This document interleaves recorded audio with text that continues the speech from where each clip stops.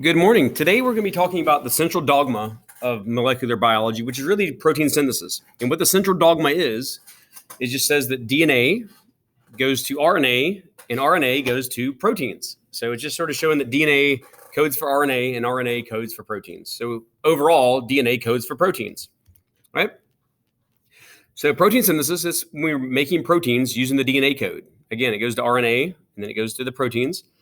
And the proteins, what's important there, and they make up our body, but they're also enzymes. That's really important. They regulate all of our chemical processes in our body. All right.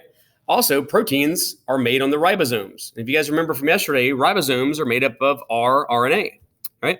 And how proteins are made is by we join all these amino acids together, make a long chain of amino acids called a polypeptide, which is really just a protein, right?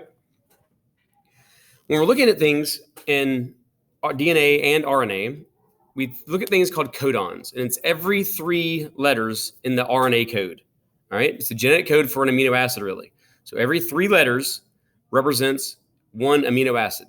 All right, and these codons is how we create things and how we create proteins, really. All right, there are some, and how our body knows what to do. There's a start codons and there's also stop codons. Whenever you see a codon that is AUG, right here, that means to start the protein. So that would be if AUG comes along, the next codon, like the next 3 letters that represents a protein or represents an amino acid, that's the beginning of that protein. There's also stop codons, which means, hey, cut the protein off here. And those would be UAA, UAG, and UGA. So there's 2 steps to protein synthesis. The first one is transcription. Transcription is when really the mRNA goes into the nucleus and decodes the DNA. So an enzyme, and you guys remember DNA helicase and DNA polymerase. Well, there's also an RNA polymerase. And this goes in and does sort of a helicase's job. It separates the DNA. Then the mRNA comes in and pairs up with a complementary DNA. So uses the template strand, creates a complementary strand of RNA. And then that mRNA goes back to the ribosome. That's transcription. So if I was going to transcribe something, I'm copying something down. So mRNA goes into the nucleus and decodes the DNA. The second step is translation. That means I'm translating something. I'm taking what's in front of me and making something out of it. Or I'm translating from this language to this language, right? So here, this is when the decoding of the mRNA to make a protein.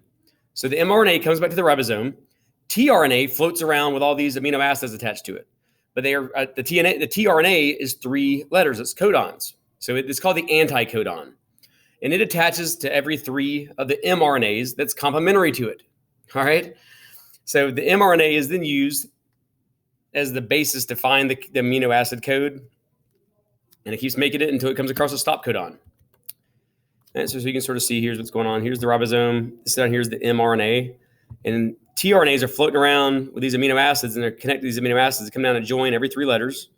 And just like the DNA has a complementary strand, mRNA and tRNA are complementary of one another. And how we figure out what amino acid is coming along is by using this wheel here. So we use, and this is very important, we use the mRNA to do this. All right, so every 3 letters, every codon of mRNA is what we do here. All right, and how you do this is really you just start in the middle. The first letter of the codon has to be one of these letters, right? A, U, G, or C. So say I'm going to start with A. My next letter is another A, so go here.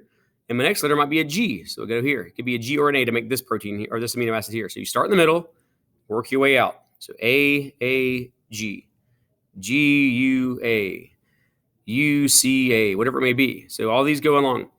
Remember, AUG is a start, so AUG gives you methionine. All right, methionine. Methionine is the start codon.